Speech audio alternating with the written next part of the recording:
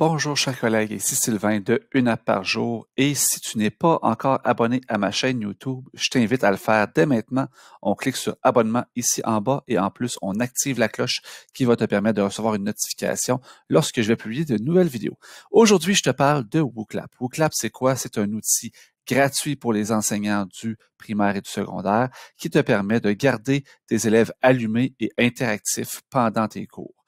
Ça ressemble un peu à quelque chose entre Kahoot, Socrative, GoFormative. Donc, ce genre d'outil-là qui te permet aussi, comme un Mentimeter, de voir qu'est-ce que ces élèves pensent, qu'est-ce qu'ils ont compris et avec une panoplie de questions. Donc, WooClap, pourquoi j'en ai pas parlé avant? Bien, la raison, c'est tout simplement parce que je pensais que c'était payant. Je l'avais testé et j'avais vu que j'étais limité à 2 questions. Donc, tout met ça en place pour 2 questions. Je m'étais dit, ça n'en vaut pas vraiment la peine. Mais grâce à une formation de la COPS et aux sympathiques Jean-Félix Chigagrou et Jean-Simon Gardner, j'ai découvert que c'était illimité.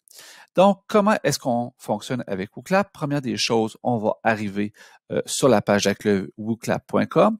Tu devras la première fois faire un sign-up et quand tu vas te connecter la première fois et créer ton compte, fais bien attention de choisir les bons paramètres pour avoir accès à ton compte gratuit. Je te montre la page d'aide de WooClap. Donc, elle te dit que si tu n'as pas choisi les bons types de comptes et que tu veux faire une demande, tu complètes un formulaire qui va prendre environ 1 à 2 semaines là, avant d'avoir une réponse de WooClap et te changer en mode gratuit. Je te mets le lien dans le descriptif de la vidéo.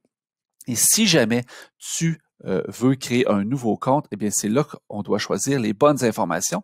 Il y a 3 choses importantes à bien gérer. Donc, la première chose, ton type, c'est un type éducation primaire, secondaire, collège, lycée.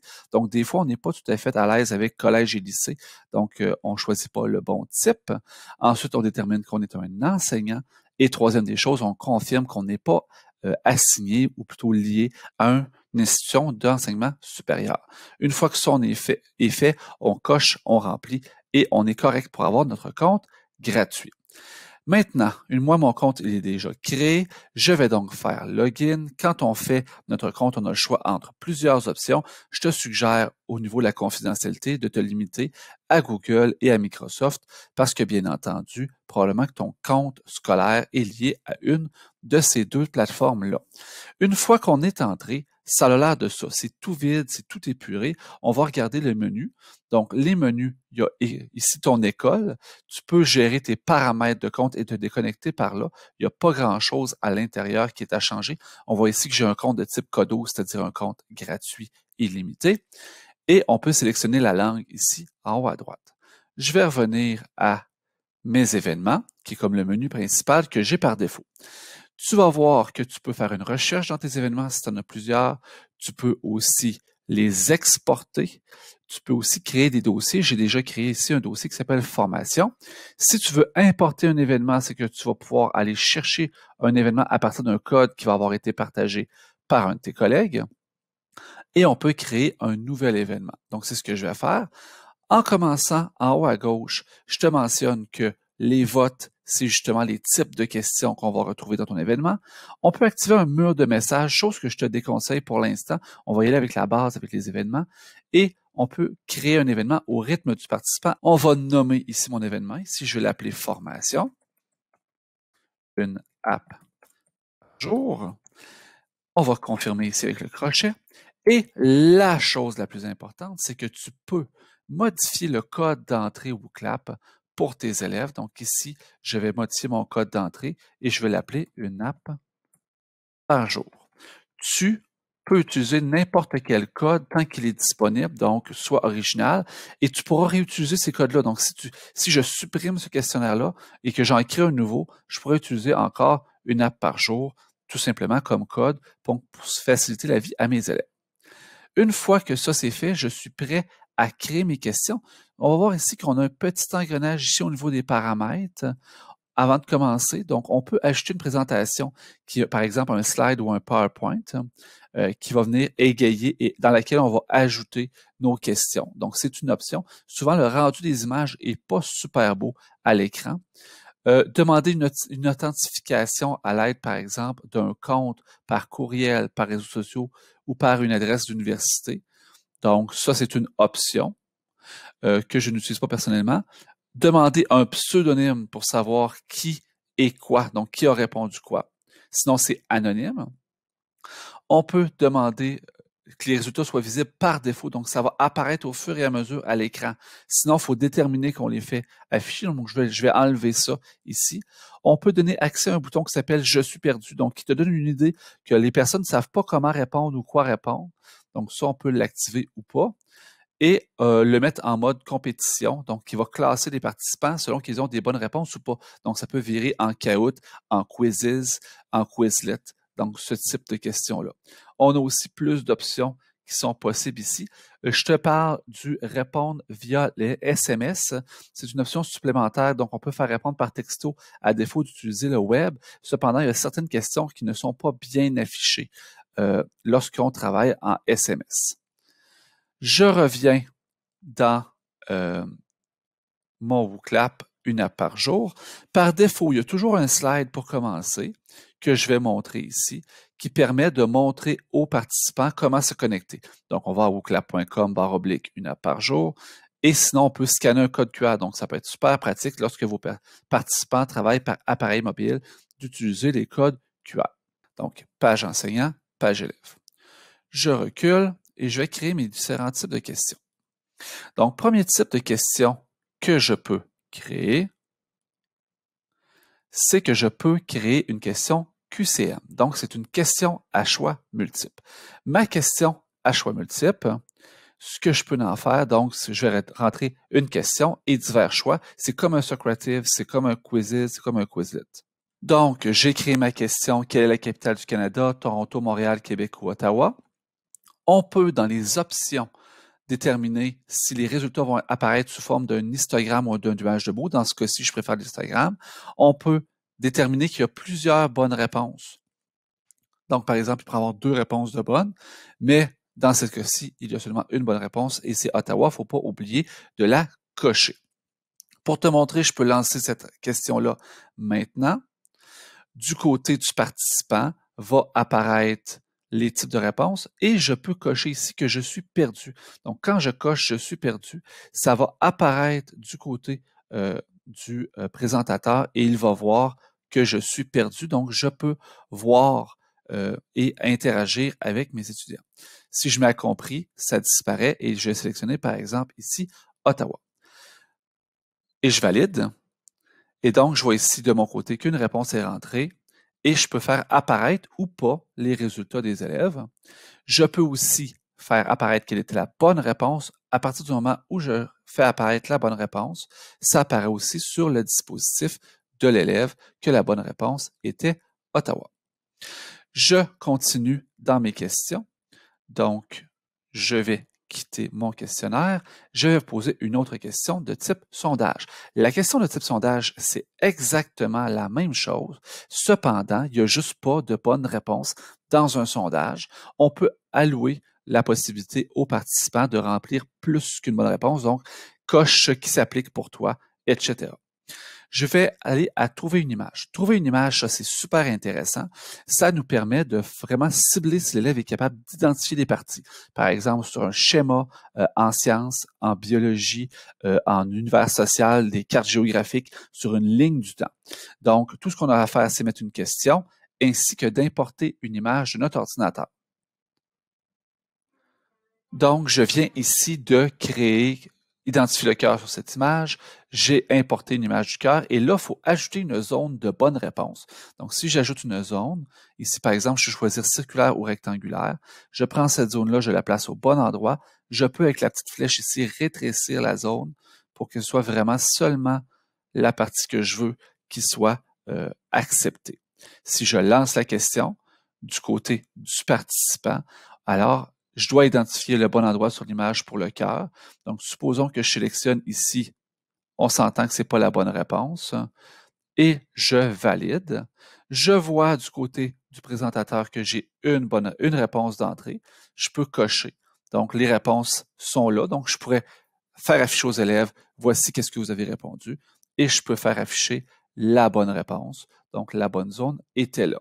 Je vais quitter cette question pour vous montrer un autre type, donc les questions de type échelle. Donc, question de type échelle, c'est qu'on va noter. Donc, par exemple, cote de 1 à 5, ton niveau d'habilité dans tel type de contenu. Donc, on voit ici que j'ai créé une question pour le niveau d'aisance dans différents thèmes qui sont technologie, langue, mathématiques et connaissances générales. J'ai une question de trop, je peux la supprimer. Je peux prendre les différents thèmes et les intervertir avec les petites barres sur le côté. Je dois déterminer l'échelle va aller jusqu'à combien. C'est de 1 à 4, 5, 6, 7, 8, 9 ou 10. Donc, supposons que je mets de 1 à 10 et je peux identifier un compte à rebours pour pas que ça traîne dans le temps. Je lance la question. Du côté des participants, ils doivent déterminer leur niveau d'aisance avec les différents thèmes. Et à ce moment-là, on donne aussi une note moyenne pour leurs différents résultats. Et de notre côté, en tant que présentateur, on peut faire afficher les résultats. Si on les laisse afficher au fur et à mesure que les résultats des participants entrent, ils vont s'ajuster au fur et à mesure. Et on peut aussi faire afficher les résultats sous la forme d'un diagramme étoilé. Donc, ça donne une vision globale de notre groupe. Cinquième type de questions, c'est des questions de type ouverte. Donc, ces questions ouvertes-là, je vais y passer rapidement, c'est-à-dire qu'on pose une question, les participants peuvent écrire une ou des bonnes réponses. Ces réponses-là peuvent être affichées sous la forme de liste ou de nuages de mots et on peut mettre des options. C'est-à-dire que si on a peur que nos élèves écrivent du n'importe quoi, on peut se connecter avec un autre appareil et activer le modérateur, ce qui fait qu'on ne va pas faire apparaître au tableau au fur et à mesure, on va seulement accepter certaines réponses. On peut donner l'option aux élèves de liker des réponses, de mettre des images en plus, etc. Donc, je vais quitter ce type de questions-là. Les nuages de mots, c'est comme dans Mentimeter. Donc, on peut donner, par exemple, donne des mots à quels te font penser tel ou tel type. Et on va faire apparaître ici les réponses sous la forme de nuages de mots. Donc, dans le fond, c'est la même chose que les questions ouvertes, mais on s'attend à des réponses vraiment plus courtes. Ensuite, dans les autres types de questions intéressants, il y a trouver un nombre. Donc, pour une question mathématique, donc par exemple ici, j'ai déterminé ma question qui était détermine quelle est la valeur du nombre pi. D'ailleurs, pour les enseignants de mathématiques, vous allez me dire, j'ai peut-être besoin de faire des questions mathématiques où j'aurais par exemple des images. Je pourrais par exemple créer des questions dans un slide ou dans un Word. Bien, vous pouvez faire une capture d'écran et insérer une image de votre question par ici dans mon type de question. Je vais vous le montrer ici. Je vais aller chercher une image, tiens, de Clubhouse, juste pour la forme. Ensuite, on va donner la bonne réponse et on a super le fun, un seuil de tolérance. Donc, par exemple, ici, je pourrais donner 0,001 de différence que je vais accepter. On va vous donner l'intervalle de bonnes réponses qui vont être acceptées. On peut aussi déterminer, au lieu d'avoir un seuil de tolérance, une valeur minimale ainsi qu'une valeur maximale pour notre réponse et on va lancer la question pour voir de quoi ça a l'air. Donc, quelle est la valeur de pi? J'aurais ma petite image ici sur laquelle je pourrais zoomer. Donc, par exemple, si c'était une question mathématique, et là, ici, je vais donner 3,16 et je vais envoyer ma réponse. Oh, on donne des points pour les coordonnées décimales, donc 3,16 et on envoie la réponse. Tout le monde a voté. Je vais voir les réponses les plus fréquentes. Je peux voir les statistiques pour les différentes réponses et je peux afficher la bonne réponse pour les élèves si c'est affiché au tableau. Ensuite, j'ai des questions d'appariement. Donc, mes questions d'appariement vont me permettre, par exemple, de donner une liste qui devront être ajustées comme ça ici. Donc, je mets les bonnes réponses, etc. Je peux mettre des images dans la question de gauche. Donc, ce qui peut être super intéressant. Donc, par exemple, si j'ai fait une série, donc quelle est l'unité la plus pertinente pour mesurer ces objets? Une maison, c'est en mètres carrés, une ville en kilomètres carrés, un livre en décimètres carrés, puis une calculatrice en centimètres carrés. Si je lance ma question, et à ce moment-là, je dois à la maison sélectionner quel est le bon choix. Donc, supposons que je choisis le kilomètre carré. Bien, quand je vais faire l'autre choix, mon choix ici n'est plus disponible. Je vais faire la ville en décimètres carrés, le livre en centimètres carrés, puis la calculatrice en mètres carrés. Je vais faire valider. Une fois que c'est fait, ma réponse entre du côté de l'administrateur.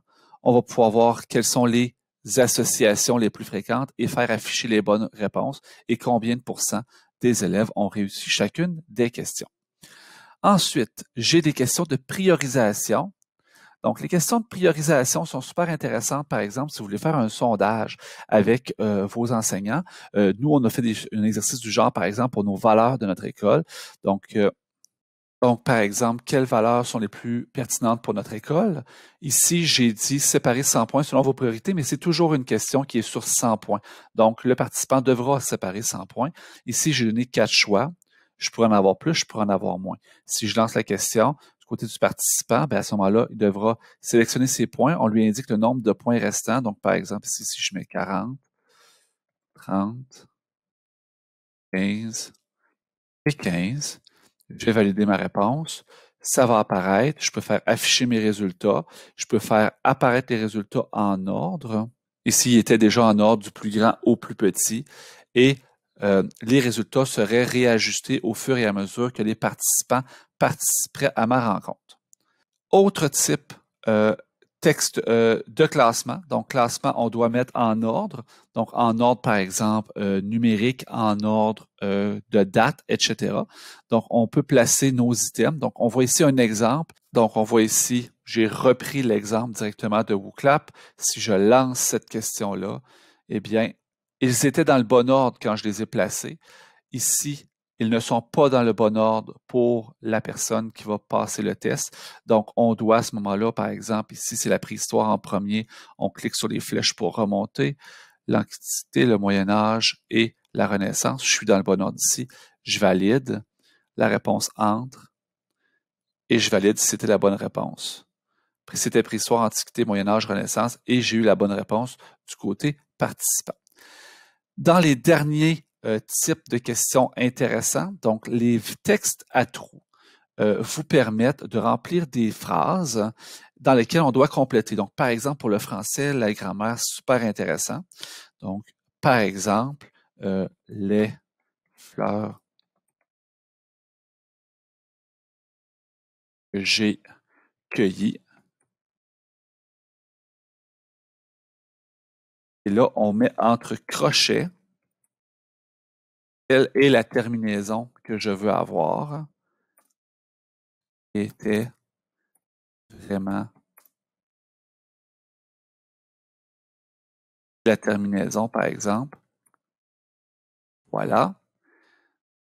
Ça, ce serait mon texte à trous. Donc, ça, ce texte-là, je ne l'ai pas mis à la bonne place. Je vais l'enlever, je vais le mettre ici. Et ce serait complète.